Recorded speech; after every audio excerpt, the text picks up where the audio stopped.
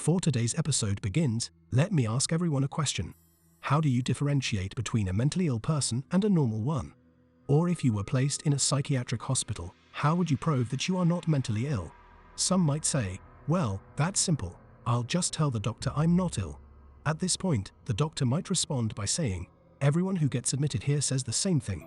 In the 1970s, a professor at Stanford University, David Rosenhan, led an astonishing secret experiment where he and 7 mentally healthy individuals feigned madness to infiltrate a psychiatric hospital. The results of this experiment later shocked the entire medical community. Today, let's delve into their story. David Rosenhan was born in 1929 and earned his PhD in psychology from Columbia University in 1958. In 1971, he began working as a professor in the law and psychology departments at Stanford University. One day, while teaching a course on the psychology of mental disorders, his students found the content too abstract and difficult to understand. It was 1972, during the Vietnam War, and many young people were avoiding the draft by using claims of mental illness. Inspired by this, Professor David Rosenhan had a brilliant idea. Why not conduct an experiment to test how easy it was to feign mental illness? Rosenhan assembled 8 volunteers who were willing to participate in the experiment, including himself. Among the 8 volunteers were 3 psychologists, 1 graduate student, 1 psychiatrist, 1 pediatrician, 1 artist, and 1 housewife. None of them had any history of mental illness, and their mental health was stable. Rosenhan then contacted 12 psychiatric hospitals in 5 different states across the United States. Some of these were public institutions, while others were private facilities in upscale residential neighborhoods. The 8 volunteers were sent to different psychiatric hospitals for diagnosis and treatment. Some volunteers were sent to several different hospitals. Additionally, Rosenhan hired lawyers in case the volunteers encountered unexpected difficulties that prevented them from leaving the psychiatric hospitals smoothly. It must be said that Rosenhan was very forward-thinking, as the consequences of this experiment could have been dire. When the volunteers underwent diagnosis, they uniformly claimed to have severe auditory hallucinations, hearing distinct banging sounds without being able to identify the source of the noise. However, all their other physiological and psychological characteristics were just like those of regular individuals. As a result, all 8 of them were diagnosed with severe mental illnesses and were deemed in need of hospitalization and treatment. Ironically, despite experiencing the same symptoms, 7 of the volunteers were diagnosed with severe schizophrenia, while 1 was diagnosed with manic depressive illness. According to Rosenhan's original plan, once the volunteers successfully entered the psychiatric hospitals, they would start documenting everything happening within the hospital, pretend to take medication, and then inform the doctors that their auditory hallucinations had ceased, allowing them to be discharged immediately. However, things took a turn that seemed entirely out of Rosenhan's control. Inside the psychiatric hospitals, every action of the patients, including bathing and using the restroom, was closely monitored. Doctors and nurses discussed their conditions nonchalantly in their presence. When they attempted to greet medical staff in the corridors, they were outright ignored, and all their behaviors were labeled as abnormal. For instance, when Rosenhan described his daily life in a very ordinary manner during his psychiatric evaluation, the doctor recorded in his medical history that he was experiencing low mood and unstable psychological state. Another volunteer, who described his marriage as very happy but mentioned occasional arguments with his wife and the need to discipline his children in rare instances, had his medical record reflect that he had a strong tendency to control, was often dominated by angry emotions, and engaged in child and spousal abuse. Furthermore, their walks in the hallway were labeled with tags such as emotional anxiety and tension. One patient who was left-handed and ate with their left hand was considered a sign of mental illness by the medical staff, as they believed that normal people used their right hand. On one occasion, a volunteer was caught recording, and he feared that his cover was blown. Unexpectedly, the nurse didn't bother to read his notes and simply added a new symptom to his medical record, stating that he was writing and drawing incoherently. If they tried to explain that their previous auditory hallucinations were just a pretense, and that they weren't ill and didn't need medication, the doctors only saw it as a worsening of their condition, leading to them being prescribed more medication and kept in the hospital for a longer duration. Simultaneously, their medical records would be updated with new entries such as delusional and prone to lying. What's amusing is that even though medical staff refused to believe that these 8 volunteers were imposters, some patients in the ward started sensing that something was amiss. One patient even openly asked a volunteer, "I know you're not crazy. Are you a journalist or a professor?" The volunteers also discovered that many of the so-called mentally ill patients weren't truly insane, but occasionally engaged in behaviors that deviated from the norm. These unconventional behaviors were, in large part, a result of the medical staff's disregard and inhumane treatment, which caused frustration and a sense of defeat. However, without exception, these behaviors were seen as symptoms of mental illness. When the volunteers secretly flushed their medication down the toilet, they were surprised to find that some of the so-called genuine patients were doing the same thing. But whether you're genuinely insane or feigning it, once the label of mental illness is attached, it's challenging to remove. Not only did the doctors believe they were ill, but the patient's friends and family also held the same view. Over time, the patients themselves began to exhibit behaviors consistent with the psychiatric labels. During their undercover operation, one incident left a deep impression on Rosenhan. A nurse openly unbuttoned her uniform in a room full of patients, indicating that, in their eyes, mentally ill individuals were not real people and didn't deserve respect. Patients would also be subjected to body searches, verbal or physical abuse, and even considered sources of disease transmission. In this bizarre environment, many times, so-called psychiatric treatments actually made the patient's conditions worse.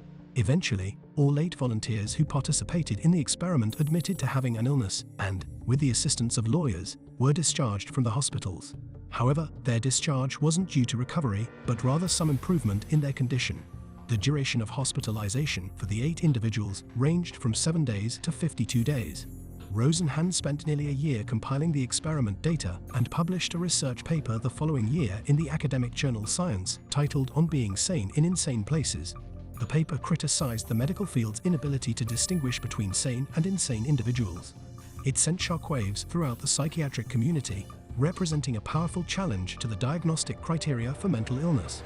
In the 10 years following the publication of Rosenhan's paper, dozens of psychiatric institutions in the United States closed, and the number of psychiatric patients in the country dropped by 50%.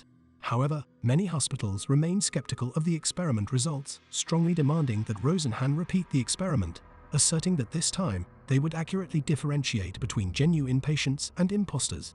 Reluctantly, Rosenhan agreed to conduct a second experiment and stated that over the next 3 months, he would arrange for imposters to be admitted one by one to assess if the hospitals could distinguish them. As a result, one hospital issued a 10-point questionnaire to evaluate the condition of each new patient. Scores of 9 to 10 indicated genuine illness, while scores of 1 to 2 raised strong suspicions of an imposter. This hospital proudly claimed to have successfully identified 41 imposters. However, this time Rosenhan had played no such tricks.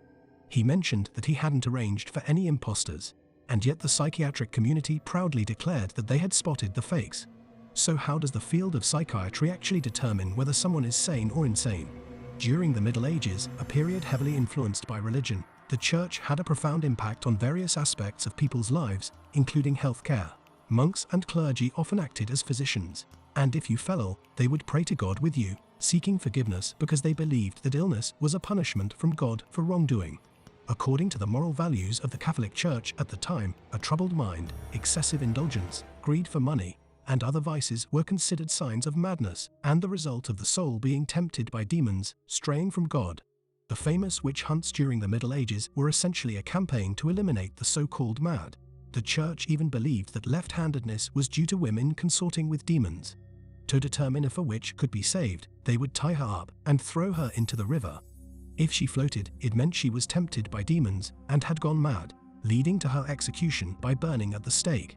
If she sank, it meant she was innocent. However, they couldn't really be saved, as they were already drowned.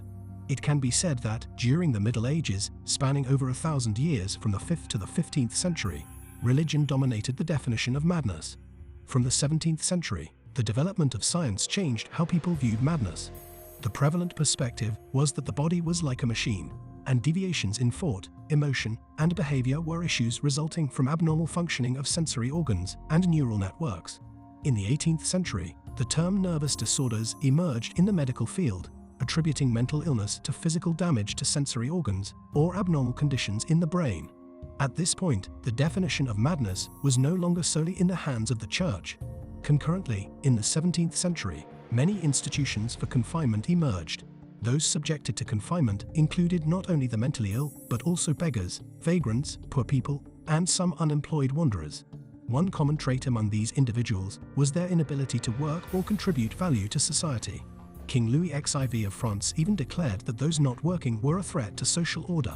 Confinement institutions were not just places for containment, but also served a therapeutic function by transforming the mentally ill into laborers who could adapt to society. Therefore, it wasn't a diagnostic and treatment framework for mental illness that emerged first, but rather the confinement of individuals who might threaten social order. In the mid-18th century, one of the main treatments for psychiatric patients was rotational therapy.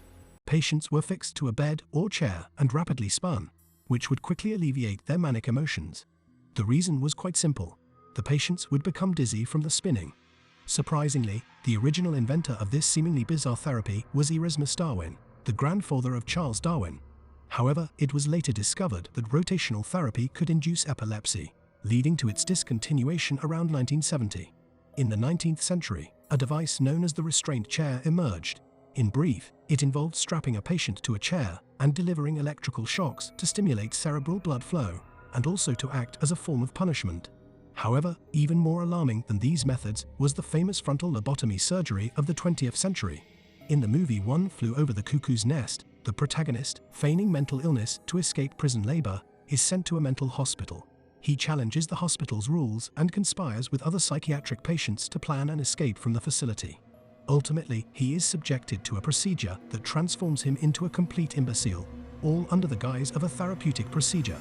This procedure was none other than the frontal lobotomy, developed by Portuguese neurologist Egas Moniz in 1935. Moniz stumbled upon the research of Yale University in the same year, indicating that damaging the frontal lobes of 2 chimpanzees led to an unusually calm demeanor. While this research did not initially garner much attention, Moniz believed it could be applied to the treatment of mental illness.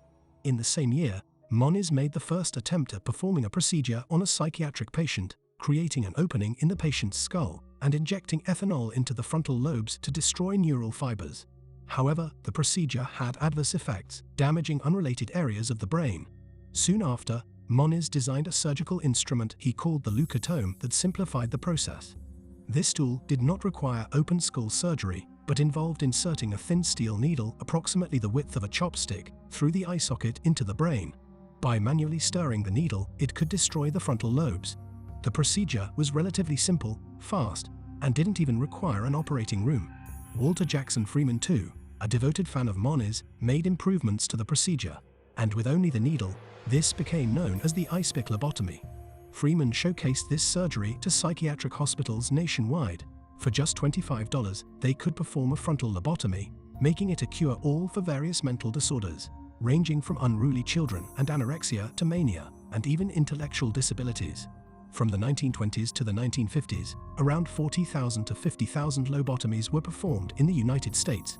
In 1949, the inventor of the procedure, Egas Moniz, received the Nobel Prize in Physiology or Medicine. This remains one of the most regrettable Nobel Prizes in history, as many patients suffered severe post-operative consequences, with symptoms resembling dementia and mental impairment. In some cases, patients died. Rosemary Kennedy, the sister of U.S. President John F. Kennedy, underwent a lobotomy due to her intellectual disability and violent temper. The surgery left her severely impaired, nearly mute, and emotionally stunted. In 1970, this procedure was banned worldwide. However, the quest for psychiatric treatments has never ceased. To facilitate diagnosis and rationalize treatment, the American Psychiatric Association published the Diagnostic and Statistical Manual of Mental Disorders in 1952. It has been considered the psychiatric diagnostic Bible for healthcare professionals worldwide. Since then, it has evolved from the first edition, which had just over 100 disorders, to the 5th edition in 2013, with more than 900 disorders. It is ironic, as pointed out by Professor Roy Porter in Madness, A Brief History, that the first edition of the DSM labeled the volunteers in the Rosenhan experiment as schizophrenic. It raises the question of whether we are truly afflicted with mental illness or if social labels make us believe we are ill. In a world with a population of 7.6 billion, it's impossible for there to be only one personality, one way of life, and one ideal pursuit. Renowned American psychiatrist Thomas Scac, in his work The Myth of Mental Illness, pointed out in his scientific bunk that there is currently no biological evidence for mental illness. It's possible that mental illness doesn't even exist in nature. It's merely a man-made myth. The reason this myth is accepted is that it provides a simple way to deal with those who don't conform to social norms. Undeniably, there is a group of people in real life who suffer from mental issues and may require forced methods to alleviate their pain and fear. However, does every person diagnosed with a mental illness really need to be compelled to undergo treatment? It's worth noting that, before 1975, homosexuality was considered an illness in Western countries. It wasn't until 2001 that China removed homosexuality from its classification and diagnostic criteria for mental disorders. Currently, dozens of countries worldwide have legalized homosexuality. The historical changes show us that perhaps there aren't purely objective mental illnesses in this world. As playwright Nathaniel Lee, who was forcibly confined to Bethlehem Hospital in the 17th century, once said, "They say I'm mad. I say they're mad. Damn, they outnumber me." That's conclude today's video. If you want to continue supporting this channel, remember to like, comment, subscribe, and click the notification bell to ensure you don't miss any episodes. Lastly, if being radical is the new norm and objectivity is considered heretical, perhaps we should be radically objective. Until next time, stay curious and stay unconventional.